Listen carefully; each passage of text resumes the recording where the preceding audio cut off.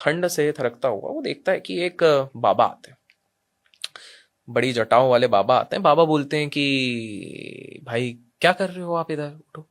तो बोले मेरे भोलेनाथ के दर्शन के लिए आया हूं, जब तक भोलेनाथ दर्शन नहीं देंगे तब तक मैं इधर से नहीं जाऊंगा। तो बोले ये हट करना छोड़ दो, इस कड़कती ठंड में आप जीवित नहीं बच पाओगे, आप निकल जाओ। वो कहता है मेरे भोले बाबा जब तक दर्शन नहीं देंगे मैं यहां से नहीं जाने वाला। बोले, ठीक है, एक काम करो, भूखे क्यों बैठे हो, एटलीस्ट ये खा लो, और मैं तुमको एक ओढ़ने के लिए एक चीज देता हूँ ठंड से बचने के लिए, एटलीस्ट वो ओढ़ लो। बोले ठीक है, बाबा दे रहे हैं, अच्छे होंगे, अघोरीज भी काफी जाते हैं ना इस तरह से। तो उन्हें दिया, इन्होंने लिया, ओढ़ा।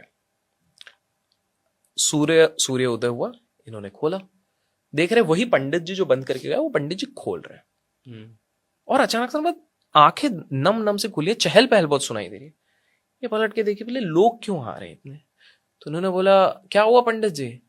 तो बोले कुछ नहीं, मंदिर खुल रहा है। बोले कल ही तो आप बोले थे कि मंदिर बंद रहेगा। तो बोले आप पागल हैं क्या। तो बोले क्यों। बोले भाई 6 महीने बाद हम खोल रहे हैं, 6 महीने पहले बंद था। फिर इस व्यक्ति को समझ में आया कि वो जब तक उस निद्रा में थे 6 मंथ्स निकल गए थे, और जब उन्हें नेत्र खोला और तब उनको क्लिक हुआ कि वो जब पंडित ने पूछा आप ऐसा क्यों पूछ रहे थे, तो उन्होंने विस्तार से बताया कि इस प्रकार से एक बाबा आए, वो किए। बोले वो कोई और नहीं थे, वो वही थे।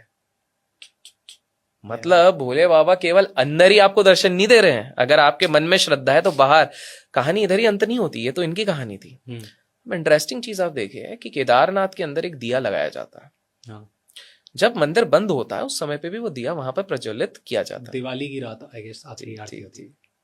बट इंटरेस्टिंग चीज है, फ्यूल जाने का कोई साधन नहीं, ऑक्सीजन जाने का कोई साधन नहीं, मंदिर में कोई जाता नहीं है, फिर भी 6 महीने बाद भी जब वो किवाड़ खुलता है वो दिया वहीं के वहीं होता है। उसके ना लॉ को लेके लोग कहते हैं कि अगर लॉ स्टेबल है तो वो वर्ष बहुत अच्छा जाएगा, ठीक जाएगा देश के लिए, भारतवर्ष के लिए। अगर बहुत ज्यादा फ्लक्चुएटिंग हो रहा है तो कुछ गड़बड़ होगी। 2013 में हुआ था। ऐसे, और साइंटिस्ट लोग भी समझ ही नहीं पा रहे ये क्या चीज है, ये उन्हीं की तो करिश्मा है जो हम लोग नहीं समझ पा रहे। जब मैं आपको कहता हूं कि आप टुंगनाथ, जो हमने एक रेफरेंस दिया, तो आपके अगर यंग व्यूअर्स भी हैं जो स्पिरिचुअलिटी की तरफ इंक्लाइंड, मैं कहूंगा कि ट्रैक्स करने का अगर आपको शौक है तो एक बार टुंगनाथ का ट्रैक कीजिए।